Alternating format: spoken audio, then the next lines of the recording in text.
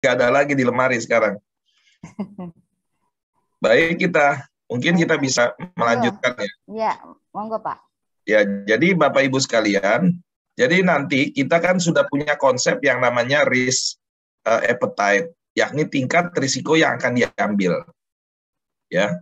Kemudian ada risk tolerance, yakni adalah kesiapan. Jadi yang namanya risk appetite itu willingness to accept risk, yang namanya risk tolerance itu readiness, begitu ya. Nah, jadi misalnya saya dengan Pak Syahrul nih, Pak Syahrul di Sumsel tempat off-road ada ya Pak, yang bagus, yang apa namanya, yang medannya berat, ya. Nah, saya sama Pak Syahrul janjian mau off-road, gitu, hari Sabtu. Nah, seandainya kita off-road Pak, terus kemudian di off-road itu medannya berat, terus kepala kita terbentur di mobil, terbentur ya nggak terlalu parah. Kira-kira Pak Syahrul ngamuk-ngamuk nggak Pak kalau kepala terbentur? Enggak Pak, enggak. Namanya juga off-road ya Pak? Iya, tapi masa kita tetap berhati-hati. Hati-hati. Betul. Nah, jadi tapi Pak Syahrul kemudian kita ganti, kita nggak jadi off-road, kita pengen jalan-jalan di kota, di dalam kota di Palembang. Ya. Kalau misalnya tiba-tiba di depan kantoran gubernur ada lubang, malam-malam kita jalan gubrak, terus kemudian mobil kita sampai nggak bisa jalan. Kira-kira Bapak ngomel-ngomel nggak Pak? Oh, palingan terkejut Pak. Iya. Tapi ada lubang. Ya, karena itu kan kita, jadi dari situ kita bisa melihat bahwa risk appetite Pak Syahrul itu beda. Kalau waktu off-road kita lebih berani, lebih mau mengambil risiko kan? Ya. Nah, jadi risk appetite itu willingness to accept risk. Nah, waktu kita di tengah kota, di kota Palembang, kita kan nggak berpikir bahwa ada risiko dan kita nggak mempunyai willingness to accept risk. Kita mau jalan enak kan? Kita mau kalau bisa tidur di mobil. Tapi kalau off-road kan nggak mungkin tidur. Jadi willingness to accept risk atau risk appetite tergantung dari kita punya tujuan. Gitu ya Pak. Nah, tapi Pak, waktu kita off-road, ya kira-kira Pak Syahrul pakai helm nggak Pak? Jelas dong pakai helm. Pakai helm. Ya. Nah, itu namanya risk tolerance. Jadi risk tolerance kesiapan kita menyerap kerugian, menyerap goncangan. Tapi Pak, kalau kita ganti, kita jalan-jalan di kota Palembang pakai mobil, kira-kira kita pakai helm nggak? Di kota Palembang. Nah, kalau kita pakai helm, mungkin kita besok-besok nggak diajak orang ngomong kan gitu. Jadi ada something wrong mungkin kalau kita di dalam kota pakai helm. Nah, jadi risk appetite itu dengan risk tolerance harus disesuaikan. Nah, dari sini nanti kita bisa lebih lanjut ketika mengagregasikan, kita bisa lebih memahami hal ini. Jadi kembali ya, sehingga kita bisa tahu konsepnya itu. Nah, sekarang kita masuk ya, dari situ kita udah mulai tahu apa itu risiko, ya, maksudnya mengembangkan pemahaman bisa dari tujuan, dari kemudian kerugian, kemudian dari kejadian, sama dari atmosfer. Dan kita bisa mengukurnya, signifikansinya itu, dari yang pertama, yang berkaitan dengan probability-nya, likelihood, yang kedua, konsekuensi atau dampak. Dan ini dibuat menjadi risk heat map. Ya, dan yang diagregasikan ya nanti adalah dari risk heat map ini yang sudah diberikan peringkat. Ya. Dan nanti timbul juga persoalan metodologis dari segi statistiknya. Nah, jadi ada risk heat map ini adalah peta. Ya, bukan peta profil tapi peta dari baru risiko inherentnya ya, Pak. Belum membicarakan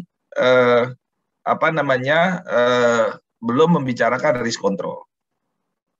Oke. Nah, dari sini kita bisa melihat dari likelihood dan dari impact-nya. Dan peta ini kita bisa buat yang sifatnya non a priori maupun yang a priori. Ya. Jadi yang non a priori ini pokoknya 1 kali 5 ya 5, 5 kali 5 25. Nah, ini yang non a priori. Kita nggak punya pengetahuan. Tapi ada yang a priori, pokoknya begitu dampaknya besar, ya sangat signifikan langsung 20. Ya walaupun hampir tidak pernah terjadi, tapi ini hampir tidak pernah terjadi, ya improbable sama dampaknya besar cuma di sini 20. Jadi ini kita punya pengetahuan, punya data.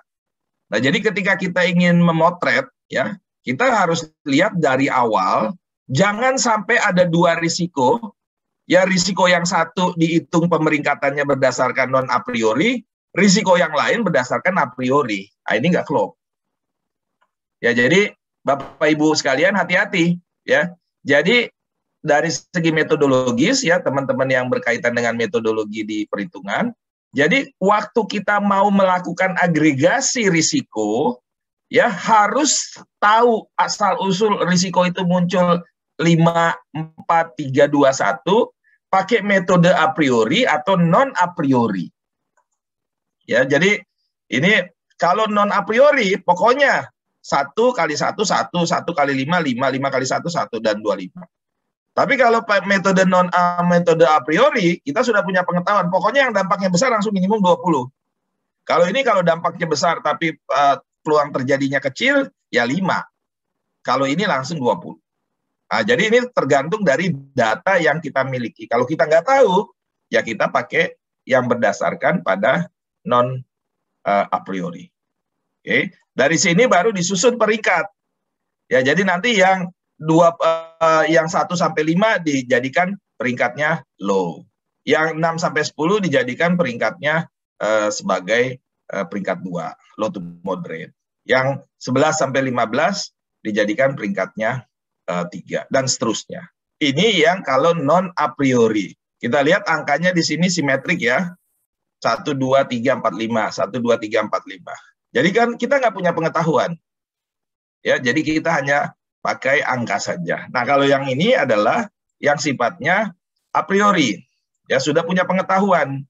Jadi kalau dampaknya sangat besar, langsung 20. Hampir tidak pernah terjadi 20, 21, dan seterusnya. Ya, jadi ini kita punya pengetahuan tentang hal ini. Oke. Nah, ini mungkin ini nanti digunakan di lapangan. Nah, sekarang setelah kita mengetahui signifikansi risiko itu cara mengukurnya, kita akhirnya memasuki ke daerah yang disebut namanya risk taxonomy. Ya, risk taxonomy.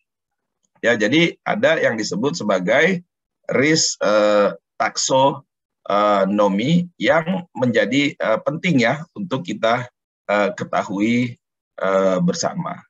Nah, risk taxonomy ini ya berbicara soal yang berkaitan dengan seberapa organisasi ini ya bisa sedemikian rupa membagikan ya atau membedakan risiko-risiko yang ada di perusahaan. Oke. Nah, ini yang kita lihat di sini ya. Contohnya ada risiko yang berkaitan dengan operasional. Ada macam-macam. Nah, ada organisasi-organisasi atau perusahaan yang sudah terhimpun. Misalnya kalau OJK itu bikin ketentuan untuk multi finance risikonya apa saja. Ya, kemudian untuk bank risikonya apa saja. Itu enak kalau sudah begitu. Jadi sudah ada pengklasifikasiannya Pak Irwansyah. Ya, tapi kalau perusahaan yang belum masuk ada otoritasnya, ya kita harus bikin sendiri risk taxonomy ini. Ya, jadi kita harus buat itu. Ya, kemarin saya di kepolisian itu ikut membicarakan itu. Nah, ini ya ada masuk berbagai jenis risiko. Nah, kita harus membuat kalau perusahaan kita tidak bergabung di dalam sebuah organisasi yang menjadi otoritasnya. Oke. Nah, ini dilemanya. Nanti jadi dari sini dari para peserta yang ada di sini kan ada yang dari lembaga multi finance, ada dari lembaga jasa keuangan, sudah enak ya. Bapak Ibu sekalian tinggal membuka POJK, tetapi yang belum ya misalnya dari Pemda atau dari universitas belum ada, nah silakan nanti mengembangkan risk appetite. Nah, dari sini nanti dari jenis-jenis risiko itu dilakukan agregasi. Agregasi, dan inilah yang dimaksud dengan agregasi dalam perspektif enterprise risk management. Jadi kalau kita perhatikan di sini bisa saja risiko satu itu ya mempunyai sub risiko lain. Contoh kalau di dunia perbankan ya mungkin perbankan, multi finance, asuransi, broker asuransi, ya, dan lain sebagainya, ya. Yang namanya risiko operasional mungkin sama karena semua di bawah OJK. Risiko operasional itu mengandung pertama internal prosedur, ya, memadai atau tidak. Kedua, ya, yang berkaitan dengan manusia. Ketiga, yang berkaitan dengan sistem dan teknologi. Keempat, yang berkaitan dengan faktor-faktor eksternal. Jadi udah jelas, ya. Jadi udah jelas. Misalnya IT masuk mana? Risiko operasional, gitu loh. Ya, jadi ini enak, Pak Syahrul. Nah, cuma kan bagi teman-teman yang dari sektor properti, ya belum ada kan keluar gitu kan. Dari Kementerian PUPR belum ada apa saja risikonya. Jadi kita harus berjuang mencari, lihat sana, lihat sini. Ya, Pak Ratno dari BRI Life sudah enak ya, Pak? Ya kan, Pak? BRI Life sudah enak, sudah ada dari OJK kan? Ya, apa namanya, taksonomi risiko. Sudah enak. Nah, teman-teman yang dari teman-teman yang dari non industri jasa keuangan itu ya nanti mohon maaf mungkin nanya-nanya ke Bapak, ya, nanya-nanya ke temannya untuk bagaimana membangun ini. Karena untuk perdagangan dan lain sebagainya belum ada, ya. Jadi harus buat seperti ini, risiko 2 apa saja isinya, ya, risiko 3 apa saja dan seterusnya, baru diagregasikan oleh oleh kita sebagai lembaga, ya. Nah, jadi Bapak Ibu sekalian, ini menjadi hal yang penting. Nah, jadi waktu kita mengklasifikasikan, kita anggap belum ada dari otoritas ya, Pak. Dianggap begitu ya Pak Ratno, berarti kita harus menggunakan strategi konsensus, ya, strategi konsensus untuk melakukan taksonomi risiko ini. Mungkin banyak risiko, ya, melalui inventarisasi, brainstorming, observasi, benchmarking, analisis, dan konsensus, baru keluarlah risiko yang diputuskan, ya. Nah, ini petunjuk dan lain sebagainya tentu harus melalui exercise, ya, supaya kita bisa mengetahui. Nah, jadi gambarannya bisa aja misalnya risiko organisasi 1 sampai dengan ke N, dan ini, ya, proses agregasinya itu, ini proses cascading-nya atau alokasinya itu kita bisa lihat ada banyak. Ini contoh di kepolisian, ya, saya pernah buat jadi berbagai jenis risikonya ini, ya, dalam kerangka kita melakukan agregasi menjadi penting. Taksonomi, ya, ini mohon maaf ada kesalahan penulisan. Baik, nanti dari situ kita lihat tadi seperti pertanyaan Pak Irwansyah, ya, bagaimana satu risiko bisa berhubungan dengan risiko yang lain, ya, sehingga kita harus menghitung, ya, kekuatan korelasi satu risiko dengan risiko lainnya, ya, dan kita bisa melakukan nanti analisis yang berkaitan dengan clustering, ya, atau faktor analisis yang melihat apakah satu risiko bisa dirumpunkan dengan risiko lain. Kita bisa lihat dari sisi korelasinya ini, ya. Jadi ini yang menjadi hal yang penting yang perlu kita perhatikan. Oke, nah kemudian kalau diperhatikan di sini, ya, jadi kita lihat di sini, ya, ini yang kita ambil yang non a priori, ya, contoh non a priori, ya, kita jadikan peringkat, terus nanti kita lakukan pengukuran. Nah, ini proses agregasinya, risiko 1, risiko 2, risiko 3, ya, kemudian mungkin di sini sekedar ada yang pakai warna, ya, ada yang pakai angka, ini dikasih green, misalnya ini dikasih yellow, mungkin 3, green berarti antara 1 dan 2, ini red, ya, 4 dan 5. Nah, ini perlu ada mathematical expression, nanti diagregasi. Nah, persoalan kita nanti waktu agregasinya ini, ya, harus secara konseptual kita sepakati bersama. Bisa saja di tahap awal salah, tapi yang penting kita lakukan refinement, ya, atau perbaikan terus yang secara terus-menerus. Ya, jadi ini dynamics, ya, Bapak Ibu sekalian, dalam proses ini, dan harus ada pengkoreksian, ya, dari proses agregasi ini. Nah, ini juga contoh risiko X, Y, Z, risiko ABC 1, 2, 3 keluar nanti menjadi risiko yang secara agregatif. Nah, sekarang persoalannya Bapak Ibu sekalian, ya, teman-teman dari dari perusahaan-perusahaan multi finance mungkin agak sedikit terbantu ya dengan ketentuan-ketentuan OJK. Tapi yang tidak, bagaimana? Nah, saya ingin memberikan satu konsepsi yang disebut profil risiko tadi. Jadi profil risiko itu adalah ya bagaimana risiko inherent yang melekat yang belum dia papain ya itu dikelola ya. Dikelola oleh kualitas penerapan manajemen risiko atau KPMR atau yang disebut sebagai risk control. Dan sisanya itulah yang disebut sebagai profil risiko atau net risk atau residual risk.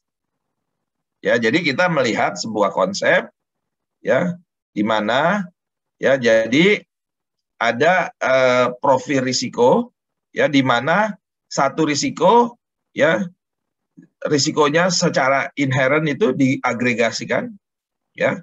Kemudian dikasih obatnya dan inilah profil risikonya. Ya, jadi kita bisa melihat di sini ya profil risiko itu atau net risk atau residual risk adalah dari agregat inherent risk-nya itu digabung sama kualitas penerapan manajemen risikonya digabung, nah itu nanti dia profil risikonya sisanya. Nah, bagaimana nanti nih? Ya, jadi bagaimana di dalam prakteknya ini? Nanti kita akan coba lihat. Jadi saya akan menyampaikan konsep ini terlebih dahulu, ya, untuk menjadi pegangan kita. Nah, katakanlah contoh best practice di bank umum. Contoh ya, best practice-nya. Tapi ini contoh best practice-nya tidak konglomerat ya Pak. Bapak Ibu bear in mind bahwa yang kita pakai ini bukan yang bank konglomerat ya.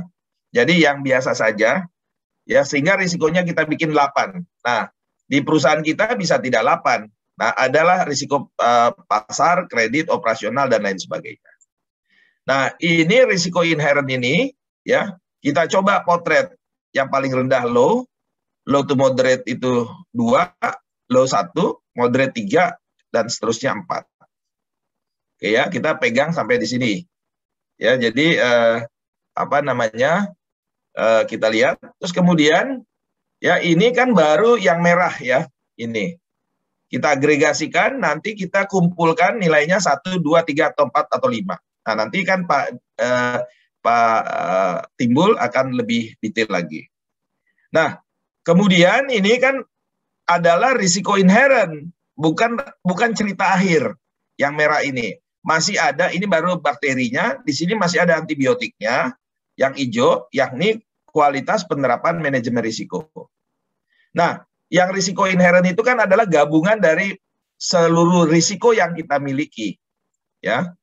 Nah, kemudian ada yang hijaunya ini adalah kualitas penerapan manajemen risiko atau risk control-nya. Apa saja isinya?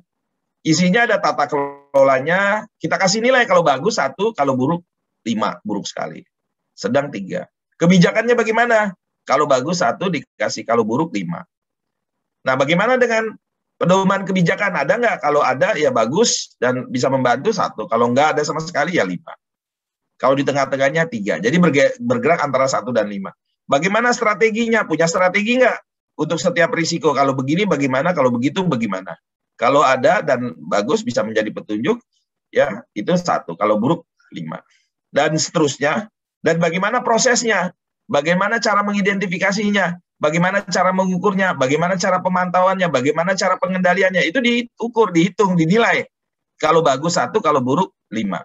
Dan seterusnya, ya sehingga ini memunculkan nilai. Kalau bagus sekali, strong 1. Kalau buruk sekali sama dengan 5. Nah, nanti ini diadu. Bapak Ibu sekalian diadu sesuai dengan konsep yang ini. Ya. Nah, yang namanya risiko tadi bisa saling berhubungan ya, bisa ada korelasinya sehingga kita bisa tahu behaviornya. Hati-hati, risiko yang ini pasti nanti balik akan menimbulkan risiko ini. Kelihatan dari matriks korelasi. Demikian juga yang namanya obatnya ini ya juga punya matriks korelasi, namanya risk control. Jadi faktor-faktor yang menjadi risk control itu harus diperhatikan. 1 nggak ada dan lain sebagainya bisa menjadi masalah. Nah, Inilah makanya kita lihat ya. Sebagai contoh Bapak Ibu sekalian, bahwa perusahaan kita telah memutuskan risk appetite-nya 2. Ya. Kemudian risiko inherent yang dihadapi ternyata adalah 4. Berarti kita harus menurunkan 4 ini dengan risk control menjadi maksimum 2. Nah, ini kasus di mana risk appetite-nya lebih kecil dari inherent risk-nya. Ini ya.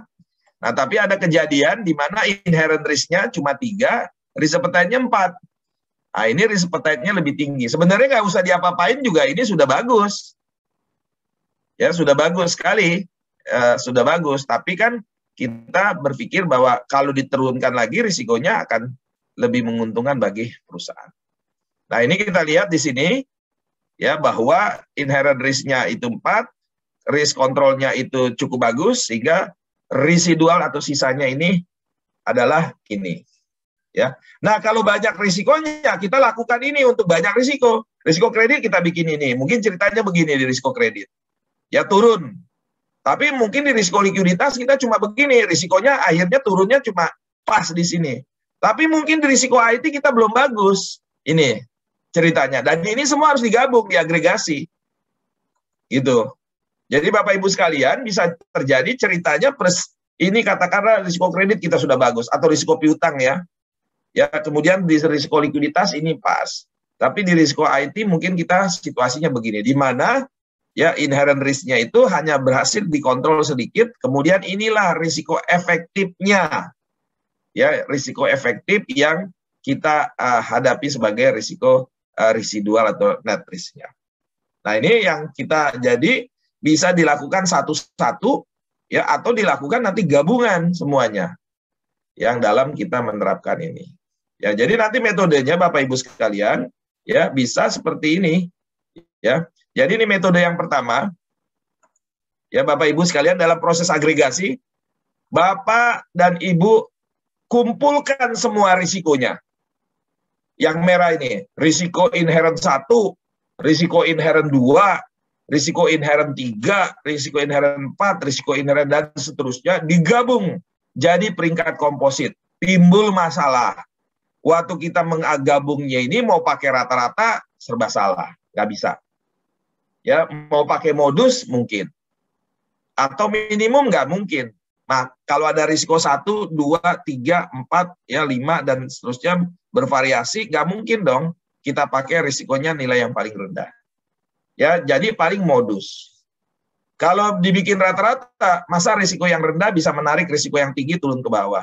Berarti risiko itu penolong dong untuk risiko yang rendah, penolong untuk risiko yang tinggi. Nggak mungkin. Secara logik nggak masuk. Maksimum value bisa nggak? Bisa kalau ini.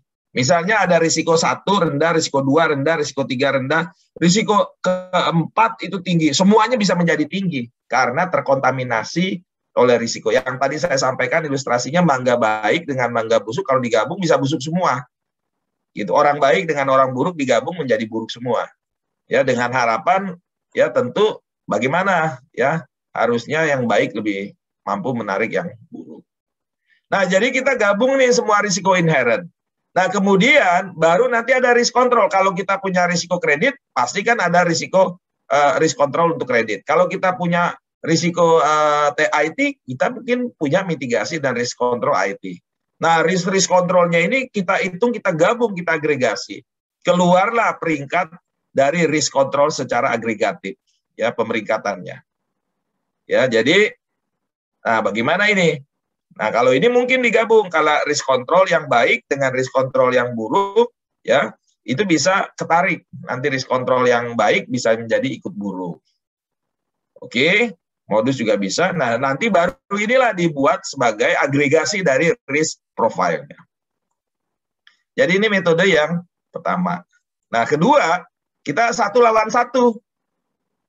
Ya, jadi risiko 1, inherent 1 dilawan dulu dengan risk control untuk yang 1. Keluarlah sisanya. Risiko 2 digabung, dilawankan ya. Risiko likuiditas, bagaimana dengan manajemen likuiditasnya? Hasilnya ini. Risiko 3 IT, dengan mitigasi IT-nya hasilnya ini. dan seterusnya, baru nanti risk profile gabungannya seperti ini. Jadi nanti kalau kita bikin program, ya tukang jahit programnya harus bisa melakukan pendekatan penyelesaian risknya itu berdasarkan yang ini, ya digabung ya, tim lawan tim atau satu lawan satu. Kayak pertandingan Thomas Cup ini. Ya pemain 1, pemain 2, pemain 3, dan pemain 4, dan pemain 5.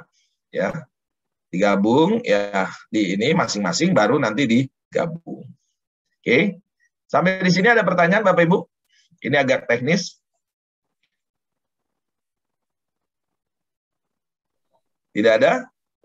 Oh, Pak, maaf Pak, izin bertanya Pak. Silakan. Perkenalkan saya Kiki Pak dari Askrindo Pak. Ya. Nah, terkait konsep agregasi tadi itu ya Pak, yang inherent. Nah, yang ini nih Pak, sebenarnya kan kita pernah dalam Askrindo itu udah pernah menerapkan seperti ini ya Pak.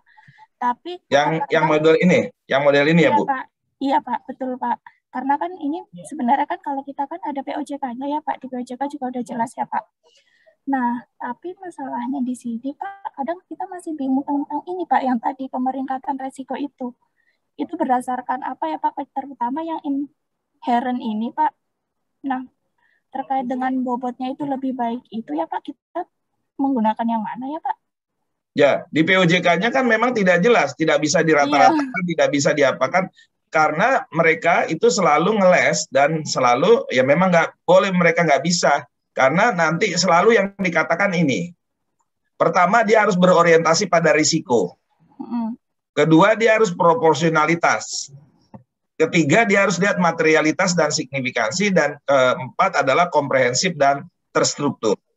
Ya, apa yang dimaksud dengan proporsionalitas? Bisa saja risiko yang tinggi itu akan menyedot semua risiko yang rendah, akhirnya jadi naik ke tinggi yang saya sampaikan tadi. Nah, jadi memang judgement ini diperlukan, perlu ada DLP method, ya, mengundang penilai independen untuk akhirnya menilai dari berapa jenis ya, 8 jenis, 9 jenis ya. Ya, kalau misalnya di asuransi itu 9 jenis itu berapa, bagaimana? Nah, saya ingin contoh ya, misalnya saya ingin langsung mencontohkan ya,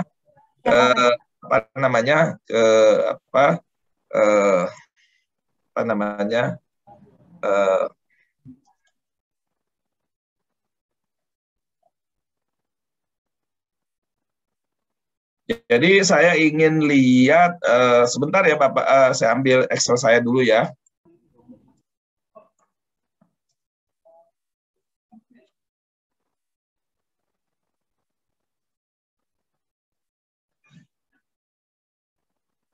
Sebentar.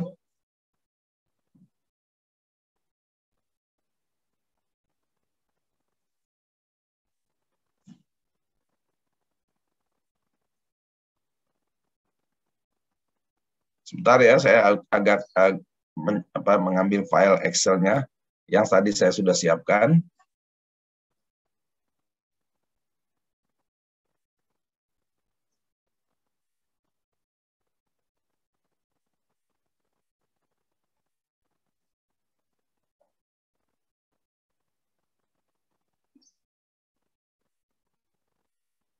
Maaf, sebentar lagi, sedikit lagi.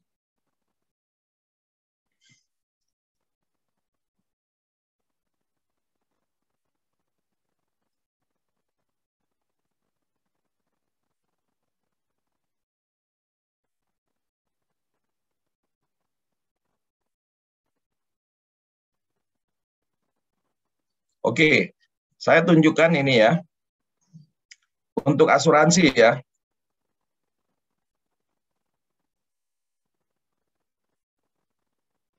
Oke, saya show di sini, saya ganti. Kelihatan nggak ini sekarang? Ada Excel? Iya Pak, kelihatan Pak. Oke. Nah, saya coba ya, Bapak Ibu sekalian, ini ada risiko 1, saya jadikan 10 saja karena asuransi dan reasuransi saya pecah ya. Ya, ini untuk yang asuransi. Ada risiko strategis, risiko operasional, asuransi, reasuransi, kredit, pasar, likuiditas, hukum, kepatuhan, dan reputasi. Ya, jadi saya misalnya begini, risiko strategis, ya. Risiko strategis melalui konsensus kita nilai misalnya. Yang parameter pertama kan ada beberapa parameternya sesuai dengan POJK kita masukkan saja ya. Sesuai dengan POJK saya katakan ini 1. Ini yang lain 1, 1, 1, 1. Semua jadi airnya menjadi hijau kan? Kan begitu. Saya buat. Nah, kemudian katakanlah ini 5, 5, 5, 5, 5. Ini menjadi hitam, menjadi merah hati. Nah, jadi kita bisa buat ini. Nah, sekarang kalau bervariasi bagaimana? Ada yang 1, ada yang 2, ada yang 3, ada yang 4, dan ada yang 5. Kelihatan ya, Bapak Ibu ya? Ini kan kelihatan ya. Jadi ada yang 1, ada yang 2, ada yang 3. Nah, jadi ada yang 1. Nah, bagaimana rata-ratanya? Ya, bingung kan Ibu Kiki ya? Iya, Pak. Nah, saya kasih di sini, saya buatkan saja 3 alternatif. Kalau pakai nilai maksimum, mangga busuk ikut membuat mangga bagus jadi busuk, ya saya kasih 5. Ya kan gitu kan, Bu? Iya, Pak. Tapi bisa aja saya ambil modus. Modusnya bingung, tapi modusnya itu kan semua 1-1-1. Kalau sekarang saya bikin modusnya begini, 3. Nah, itu berubah kan? Ya. Misalnya gini kan, atau ini dijadikan 5. Oke, tetap dia 5 kan, paling tinggi. Tapi yang sering muncul adalah 3 dan 3. Berarti ini berdasarkan modus. Tapi kalau pakai rata-rata 3. Nah, mau dipakai yang mana? Nah, disinilah yang namanya judgment tadi penting. Gitu ya Bapak Ibu sekalian ya. Jadi nggak boleh hanya aplikasinya, nggak boleh hanya single decision Bu Kiki. Iya Pak. Nggak bisa, kita harus kasih mau pakai modus, mau pakai nilai minimum nggak mungkin lah. Masa orang risiko 5, 4, 3, 2 suruh ngikutin risiko yang rendah, kan nggak mungkin kan? Nggak masuk akal lah kalau itu ya. Langsung aja yang namanya nilai maksimum mungkin nggak Bu? Jadi ada risiko 1 rendah, 2 tiba-tiba ada risiko yang tinggi, semua ngikut ke tinggi. Mungkin nggak secara logika? Mungkin Pak. Mungkin. Yang lainnya bagus, kreditnya bagus, tiba-tiba ada COVID, kacau semua, kan gitu kan? Iya betul. Jadi kalau ngikutin maksimum bisa, tapi ngikutin minimum kita nggak masuk akal kalau menurut saya, yang nggak common sense. Jadi kita bikin nilai maksimum, kita ambil yang maksimum, boleh. Kita ambil yang modus, boleh. Kita ambil yang ini, boleh. Nah, ini baru risiko strategik. Kemudian risiko reputasi, kita masukin. Ya, ini tiba-tiba ada 1, 5. Ya, berarti kan itu kita mau pakai nilai maksimum, semua risikonya jadi 5 kan? Atau kita di sini kita bikin 1, ya. Ya, yang paling rendah, ya. Tapi rata-rata modus tertinggi 3, bisa pakai modus. Ya. Tapi kita pertimbangkan, jadi nilai rata-rata bisa 3. Nah, bagaimana dengan risiko hukum? Risiko hukum katakanlah 1, tiba-tiba 5. Ada persoalan hukum 1, ya kita berarti bisa nilainya 1, 5, atau 2 rata-rata. Tapi saya cenderung tergantung apakah kita risk lover ataukah kita risk averse. Tergantung kapal kita lagi ada di samudra yang ganas atau tidak gitu loh. Makanya tadi penting sekali zona 1, zona 2, zona 3. Secara konseptual. Oke, dan yang lain semua segala macam. Oke ya. Gitu ya, Bapak Ibu. Nah, sekarang kita gabung ini. Gabungnya bisa pakai ngikutin rata-rata, ini. All-nya bisa pakai yang modus saja, kompositnya, atau agregatnya, atau ya pakai yang maksimum saja. Ya, kalau pakai maksimum kan kita pasti ada risiko strategis 5.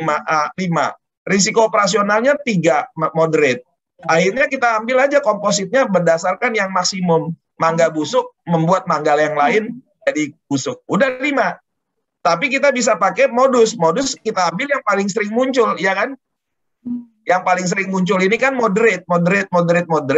Sehingga ini kita abaikan, gitu ya. Nah, jadi ini karena semua pakai yang modus, bukan pakai yang maksimum. Kalau maksimum ini kita ambil strategis, jadi ikutan semua. Atau kita pakai average. Seperti ini. Nah, jadi Bapak Ibu sekalian bisa melihat saya langsung bisa mendemonstrasikan ini dari Excel-nya. Ya, tapi ini baru bicara penyakitnya. Risk control-nya kan belum ya, Bu? Cerita belum selesai. Iya, Pak, belum, Pak. Gitu. Jadi kita baru potret penyakit. Nanti saya kasih slide, kasih Excel yang berikutnya yang ada obatnya. Gitu loh. Ya, jadi dari sini saya ingin memastikan ya apakah Bapak Ibu in the same boat with me ya. Apakah are you with me? Sama-sama untuk memahami konsep seperti ini ya. Jadi saya tidak, jadi apakah OJK bisa disalahkan Bu Kiki? Ya enggak lah. Gitu. Jadi nanti OJK untuk perusahaan A, dia bisa ceritanya beda dengan perusahaan B. Dia melihat proporsionalitasnya tadi, azas proporsionalitas dari risiko itu. Jadi ceritanya disesuaikan dengan cerita dari masing-masing organisasi, gitu ya. Nah, tapi gini loh Bapak Ibu, saya kan pengajar di instruktur para pengawas juga. Jadi kalau kita kasih kasus 10 pengawas itu berdebat juga nggak sama hasilnya. Jadi wajar Bapak Ibu sekalian ya. Jadi kadang-kadang kan ada cerita bahwa oh si A sama si B beda pengawasnya. Ya memang harus begitu, nggak boleh sama karena risk ini dynamic. Mungkin saja waktu si pengawas A datang situasinya beda dengan waktu si pengawas B gitu loh. Jadi kita nggak bisa berpikiran negatif, harus berpikiran positif. Nah, tergantung kita nanti bisa berargumentasi secara baik ya dengan mengargumentasikan data. Gimana? Ada komentar lain? Jadi pun berarti dari sisi OJK-nya untuk standar penilaian mereka pakai apa juga ya? Enggak. Jadi mereka di sini kan dari sini penggunaan parameter atau indikator dalam setiap pilar penilaian penerapan manajemen risiko perusahaan organisasi dilakukan dengan memperhatikan karakteristik dan kompleksitas usaha. Kan gitu kan? Jadi dengan perusahaan A, perusahaan B beda. Parameter atau indikator penilaian penerapan manajemen risiko dalam regulasi atau suatu standar penerapan manajemen risiko ISO atau POSO biasanya merupakan standar minimum. Ya, yang harus dipenuhi. Ya, yang minimum yang harus digunakan dalam penilaian. Di samping itu, perusahaan dapat menggunakan parameter atau indikator tambahan, gitu ya? Iya, Pak. Clear ya? Iya, dari OJK-nya gitu ya, Pak. Misalkan apa dia pakai maksimum atau pakai kayak gitu-gitu tuh ada nggak sih, Pak? Enggak. Nah, itu hanya saya waktu ngelatih mereka gitu. Jadi kalian semua harus punya ini ya, bear in mind begini ya, gitu loh.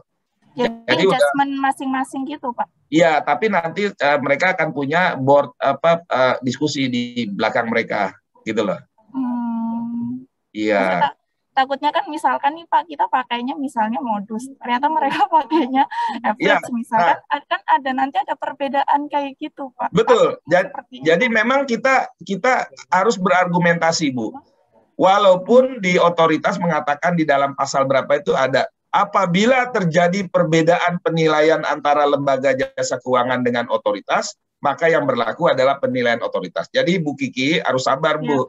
Ada pasal 1, pasal 2. Pasal 1 bos nggak bisa salah. Pasal 2 nggak bos salah, kembali ke pasal 1. Pasal 1 ya, Pak. Tapi kita harus berargumentasi, Pak Irwansyah. Kita kasih data, kita argumentasi. Pak, ini kita nggak begini, kita udah punya SDM, ini udah sertifikasi gini-gini. Mana buktinya? Lihat nanti. Kita udah punya sistem IT, enggak itu baru kemarin. Kita tunjukin bahwa kita ini udah versi kedua atau ketiga. Jadi biasanya kalau diargumentasikan begitu, nanti akan ketemu jalan tengahnya, gitu ya. Oh iya Pak, soalnya takutnya beda penilaian, nanti kita nggak ketemu ujungnya, kita nganggap apa, mereka nganggap apa. Iya, gitu, kasih argumentasi. Ya, iya Pak. Begitu. Ya Pak, baik Pak. Terima kasih. Menarik ya, menarik ya. Nah, nanti ini Pak. Jadi saya baru menggunakan Excel, jadi Bapak Ibu nggak usah terlalu terkagum-kagum dengan aplikasi software dan lain sebagainya. Saya bisa menunjukkan bahwa untuk proses agregasi ini di lapangan menarik ya. Baru ngomong modus atau nilai tengah atau nilai maksimum sudah menarik gitu. Ya. Ada pertanyaan lain? Ya. Ya, Pak Riki, silakan. Ya, Pak Riki dari mana? Dari Asuransi Takaful Umum. Ya. Ya, menarik Pak Jerry. Ini adalah yang dipaparkan barusan ya. Ungkapan hati akhirnya bisa lepas di sini nih. Itu kebingungan kita sebetulnya.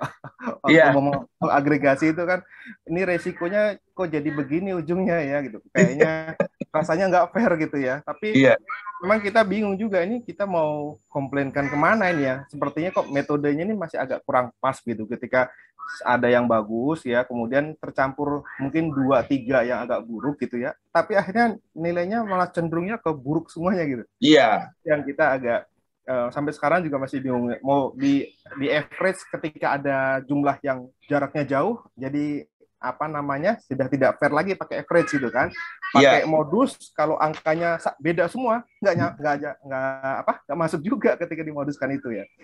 Kemudian juga ketika yang tadi dipisah-pisah ya, yang ini Pak, ketika kita pisah-pisah R1 R2 R2 R3 R4 seperti ini model begini, itu ketika dipisah juga ternyata yang pisahnya itu apa namanya sama-sama bagus, pas nanti ke ujung yang jelek masih lebih mendominasi lagi gitu. Ujungnya seperti itu. Sampai akhirnya kita sampai pernah terpikir udah enggak jangan sampai ke di poin agregasi, tapi seperti independen aja itu. Jadi kita lebih melihat resiko real gitu ketimbang di agregasi. Kalau di agregasi misalnya tiba-tiba jadi marah seakan-akan wah ini parah nih perusahaan kita nih ya, padahal ada banyak hal yang bagus gitu, atau ketika yang bagusnya agak dominan menutup yang parah, tapi parahnya patah seakan-akan perusahaan bagus gitu, padahal ada yang risiko tinggi ya yang kita ini. Dan kita nggak punya ini juga nih Pak Jerry, ruang untuk diskusi lebih dalam dengan OJK terkait yang pasal 1, pasal 2 tadi. Gitu kan salah. Nanti kita balik kemana kok ruang diskusi ini selesai gitu, kita nggak bisa ini kan, dan itu akhirnya muncul fenomena yang mungkin juga Pak Jerry bisa bantu kasih pencerahan kepada kita juga. Kenapa misalnya sampai ada, kita kan rutin ini Pak Jerry ya, mengirimkan profil resiko kita semua perusahaan asuransi kan wajib ya. Tapi kenapa misalnya bisa muncul perusahaan yang tiba-tiba default gitu ya?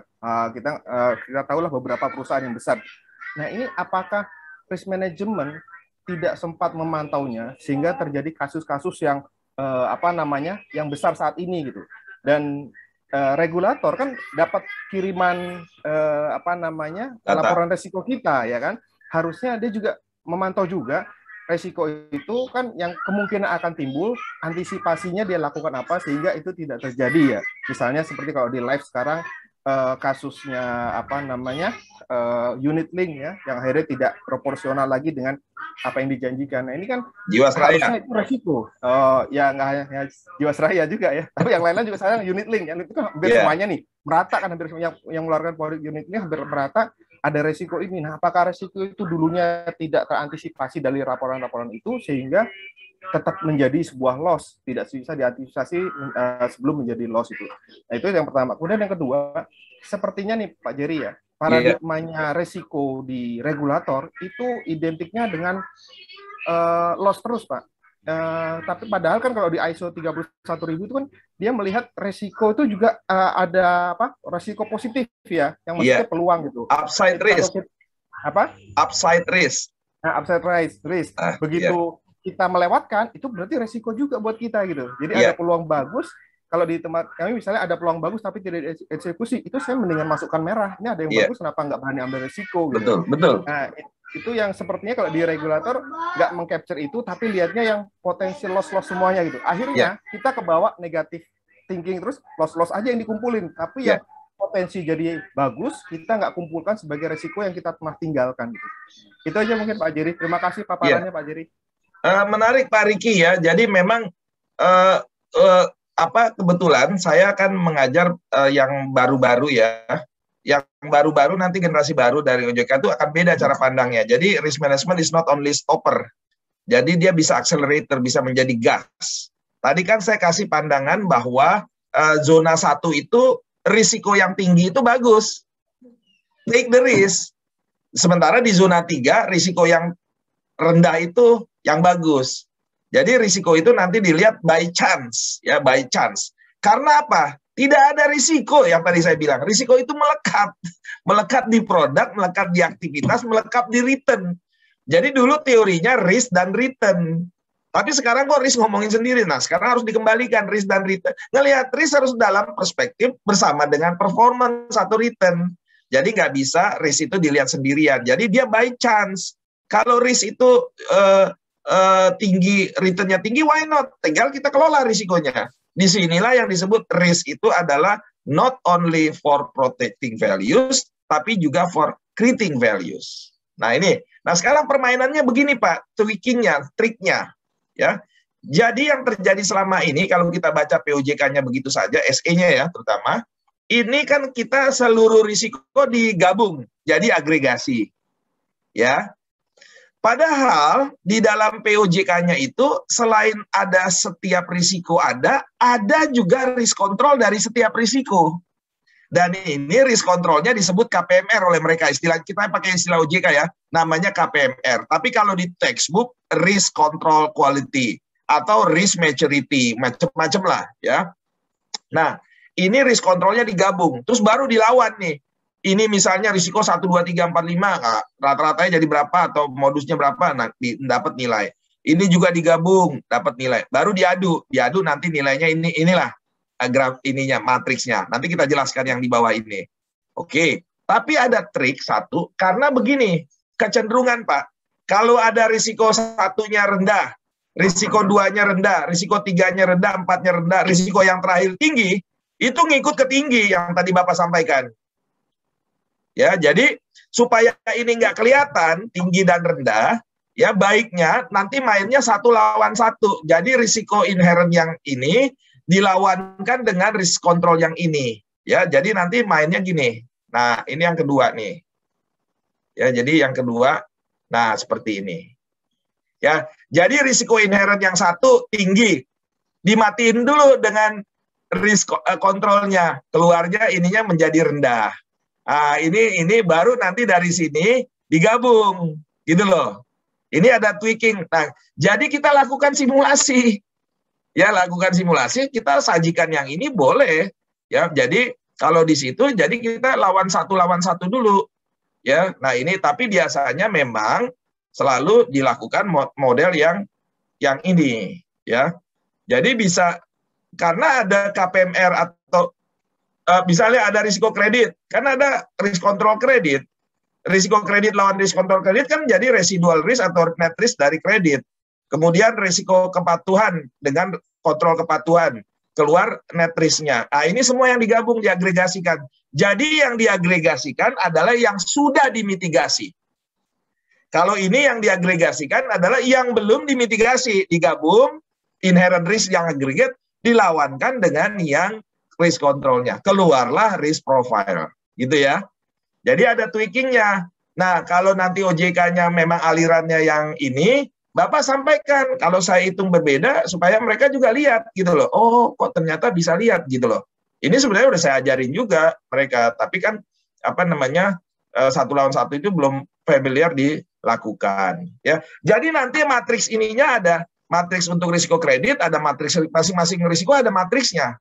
Nanti ceritanya kita akan ceritakan. Jadi apa yang Bapak sampaikan, ya saya rasa benar sekali. Jadi kita butuh nanti penerapan yang benar-benar apa namanya mengacu kepada best practice. Sampai di sini ada pertanyaan? Ini kita masih punya waktu. Nanti saya akan sharing bagaimana dengan risk controlnya. Kelihatan sudah cukup jelas ya? Jelas. Mungkin Pak Jerry. Silakan. Ya, itu kan satu bisa dari rata-rata, dari modus maupun dari maksimum gitu ya. Dan situ kan satu lagi ada bobot, Pak. Iya. Kita masukkan itu bobot terlebih dahulu untuk dapat kemudian bisa. Min modus. Yeah. Artinya kan bobot tersebut kan berapa besar sih impact-nya sebenarnya kan gitu. Kita bisa nilai. Itu. Jadi betul sekali Pak. Jadi bobot itu dimungkinkan karena dari POJK-nya itu memberikan istilah azas proporsionalitas Pak. Jadi sesuai dengan proporsi Pak. Jadi benar sekali Pak Budiman, proporsi. Cuma memang SE-nya dibuka-buka, nggak ada petunjuknya gitu loh Pak. Hanya penjelasan kualitatif saja. Nah, di dalam model matematik dan lain ekonometriknya, kita bisa melakukan relative important analysis. Ya, relative important analysis itu untuk mengetahui, tapi basisnya adalah korelasi. Jadi basisnya dari sini Pak, ya dari sini, dari risiko ini, kan kita bikin nih, kita punya data risiko. Kita masukin ke matriks, Pak. Matriks di dalam koefisien korelasi pakai SPSS. Ya, nah kita run risiko ini, kita nilai semua risiko yang ada dinilai, terus kita bikin korelasi. Ya, dari situ nanti kita bisa melihat clustering atau faktor analysis risiko-risiko mana tuh yang saling berhubungan, dan dari situ kelihatan bahwa risiko tersebut ya misalnya relative importance-nya bagaimana ya. Nah, baru habis itu kita lakukan DLP method. Kalau ada benchmarking, kita harus kasih bobot. Kasih bobot, pertama-tama Pak Budiman, tentu semua orang berdebat dong. Iya kan? Bagaimana ngasih bobotnya? Kita kasih bobot hipotetikal aja Pak, dulu. Kita challenge juga OJK-nya. Ya, kita kasih bobot. Nanti kan OJK nggak bisa sembarangan bobot, yang bisanya bagaimana Pak? Gitu kan. Kasih dong. Nah, begini Pak, saya mengkritik otoritas OJK begini, supaya juga harus ada tanggung jawab. Bapak Ibu sekalian, seluruh lembaga yang di bawah OJK kan memberikan laporan Pak Budiman. Ya kan? Ya. Dan laporan itu udah bertahun-tahun. Harusnya dijadikan knowledge database, dibikin dong dari database yang udah panjang itu, ketahuan kan Pak, mana bobotnya dengan membuat data mining dan data analytics. Dari situ kan ada mosaic teori, otoritas memberikan informasi kepada kita Pak Riki. Ya, jadikanlah risiko ini berdasarkan macam-macam informasi, bobotnya sekian persen. Atau kalau nggak 60, tapi antara 40, 50, sampai dengan 65. Gitu loh, dibikin range, gitu ya Pak. Betul. Nah, harusnya gini, baru nanti Yahoo gitu loh. Nah, jadi, tapi kan ini masih proses ya, jadi big data. Karena kan otoritas kan tahu bank A, tahu multi finance A, tahu asuransi A, tahu asuransi B, dan lain sebagainya, dia punya mosaic teori. Ya, kalau dia nggak tahu, pengetahuannya sama dengan kita, ya ngapain jadi otoritas? Kan begitu logikanya. Kan gitu. Jadi harusnya kan dia tahu peer groups dan lain sebagainya, jadi harus bisa memberikan informasi. Jadi kekhawatiran Pak Budiman harusnya bisa dijawab, nggak boleh males kan gitu, ya kan? Orang datang ngumpul semua di sana Pak. Iya, dan tiap hari. Jadi ngapain tuh data didiamkan gitu aja? Kasih kita bisa olah itu. Kan gitu. Diolah. Dan akhirnya menjadi informasi yang berguna sekali buat kita, ya kan? Kan punya mosaic teori. Kan kita tahunya cuma tahunya perusahaan kita aja, perusahaan lain kita nggak tahu. Tapi kalau ada dapat data itu, nah kita bikin korelasi begini kan tahunya cuma korelasi di dalam perusahaan kita, tapi secara menjadi best practice, benchmarking nggak bisa kita dapat. Yang bisa bikin benchmarking itu hanya otoritas. Nah, disitulah ya keabsahan boleh hadirnya otoritas jika dan hanya jika, satu, memiliki pengetahuan yang lebih komprehensif dari kita, kedua, bisa men-share pengetahuannya itu untuk perbaikan kita. Gitu loh. Gitu ya. Itu kritikan saya keras. Kalau lagi ngajar, saya juga kasih tahu itu kok ke mereka. Oke. Nah, sekarang saya ingin show. Kalau ada lagi pertanyaan? Ya, Pak Jerry, saya boleh bertanya? Ya, silakan Pak Riko. Ya, kebetulan kan kami ini di perusahaan efek ya Pak Jerry ya. Ya. Jadi di perusahaan efek kami baru ada yang namanya POJK terkait penerapan manajemen resiko. Betul Pak. Salah satunya itu pelaporan profil resiko, tetapi memang ini masih dalam tahap awal. Iya. Karena memang masih dalam tahap awal itu memang ada beberapa hal yang masih disinkronkan. Karena di samping itu kami juga membuat laporan profil resiko di dalam konglomerasi jasa keuangan dengan grup bank. Nah, sekarang yang menjadi pertanyaan saya Pak Jerry, kan tadi di situ disampaikan bagaimana kita bisa mendefinisikan resiko inherent yang ada di perusahaan efek dengan resiko inherent yang nanti dampaknya kepada konglomerasi jasa keuangan. Jadi kalau perusahaan efek, perusahaan asuransi itu kan juga ada di bawah lembaga keuangan perbankan. Nah, dalam membuat laporan itu, yang menjadi concern saya itu tadi yang terkait dengan masalah pembobotan. Karena pembobotan yang harusnya kita bisa sesuaikan itu belum ada panduannya dari OJK.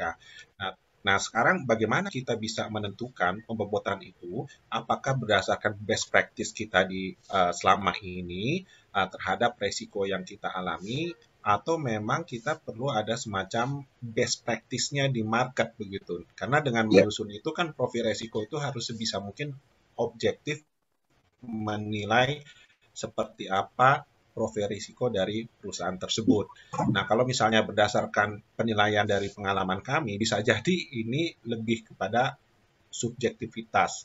Sehingga profil risiko itu dikhawatirkan justru tidak mencerminkan apa yang menjadi resiko sesungguhnya di dalam perusahaan itu. Nah, itu concern yang menjadi perhatian saya, Pak Jerry. Nah, untuk mengatasi hal itu, langkah apa yang harus kami lakukan untuk menyusun profil resiko itu? Seperti tadi yang sudah disampaikan Pak Jerry, kita harus membuat beberapa langkah-langkah prosedur yang sesuai. Nah, ini yang saya masih menanyakan hal tersebut, Pak Jerry. Ya, jadi memang yang pertama ya, jadi terima kasih Pak Noriko, baik sekali pertanyaannya. Jadi memang secara sederhananya kita kan memetakan inherent agregat ini, dan juga kita memetakan inherent dari risk control. Itu satu cara, ya, artinya cara yang klasik yang ada di POJK. Ya, jadi kita gabung ya semua inherent risk-nya untuk menjadi risiko yang gabungan. Nah, modelnya ini ya. Nah, jadi tapi kita bisa juga lakukan ya satu persatu ya, kita buatkan agar namanya masing-masing diselesaikan terlebih dahulu ya. Jadi apa namanya tadi yang kedua ya, ini tadi di mana slide-nya ini tadi yang satu-satu ya, satu lawan satu ya, tadi saya sampaikan sebentar ya, nggak muncul ya slide-nya ya. Ya, jadi satu lawan satu dulu kita kerjakan. Jadi risk control yang satu dengan risk control yang lain. Nah, kemudian ini seperti ini. Jadi kita lakukan risiko satu dengan risiko yang lain, risiko satu dengan risk control satu, keluarlah risk profile satu. Jadi risk profile-nya dibuat per jenis risiko. Kalau ini risk profile-nya langsung semua. Ya, jadi semua risiko digabung, agregat, baru dilawankan dengan risk control, keluar risk profile. Jadi kita buat dulu dua ini, Pak. Dari sini kita bisa melihat ya kita sampaikan mana yang kira-kira ya menurut kita ini lebih baik dikomunikasikan dengan implikasi yang lebih kecil pada kita. Sebenarnya Bapak Ibu sekalian, mengapa sih kita ngotot ya? Karena risk profile ini ya secara langsung bisa mempengaruhi capital charge. Itu loh, satu. Yang kedua, risk profile ini secara langsung kontributor untuk penilaian tingkat kesehatan perusahaan. Karena tingkat kesehatan perusahaan kita dipengaruhi oleh 4 yang secara umum. Pertama risk profile, kedua GCG, ketiga permodalannya, RBC-nya atau CAR-nya, dan keempat adalah berkaitan dengan earning. Nah, jadi ini penting sekali untuk penilaian akhir dari tingkat kesehatan, termasuk juga yang berkaitan dengan capital charge. Sehingga kita ngotot. Nah, kalau di perbankan itu relatif sudah mature, ada yang namanya internal model dan lain sebagainya untuk beberapa risiko. Nah, sekarang kalau yang non-bank itu memang masih di dalam tahap ya, baru diganti. Sebelumnya juga teknik perhitungan risikonya beda. Ya, pakai kuadrat-kuadratan lah, apa lemes-lemes segala macam kan. Nah, sekarang sudah disimilarkan dengan yang dari bank. Nah, bagaimana kita punya langkah? Ya. Jadi yang pertama kita hitung dua-duanya dengan metode yang ini maupun metode yang ini. Kita lihat mana yang nanti akan menghasilkan risk profile gabungan ini terakhir lebih rendah. Ya. Jadi kalau untuk kepentingan dalam, kita pakai risiko yang paling tinggi. Karena kita hope for the worst, do for the best. Tapi untuk kepentingan pelaporan, kita pakai risiko yang profilnya yang paling rendah. Jadi dari dua ini, kemungkinan bisa menghasilkan yang berbeda. Without pembobotan, without weighted. Ya, kita ambil saja. Ya, jadi metode ini kita pakai metode yang modus, kemudian kita hitung lagi yang metode maksimum, rata-rata juga kita pakai. Kemudian metode ini kita pakai yang modus, kita pakai yang maksimum, dan kita pakai yang namanya rata-rata. Tadi saya sudah demonstrasikan, ya bisa menggunakan, tapi memang belum digabung dengan obatnya ya, dengan risk controlnya, baru saya potret yang namanya ini. Jadi saya bisa pakai rata-rata ini, ya, bisa pakai modus, beda, bisa pakai maksimum. Jadi kita buat ini 3. baru memotret risiko inherentnya, belum memotret dari risk controlnya. Oke, jadi belum, gambaran ini masih gambaran inherent risk, belum gambaran gambaran net risk atau residual risk. Oke ya. Nah, jadi kita lakukan perhitungan itu, ya. Terus bagaimana supaya hasilnya ini nanti akan menjadi turun? Kita perkuat di risk control.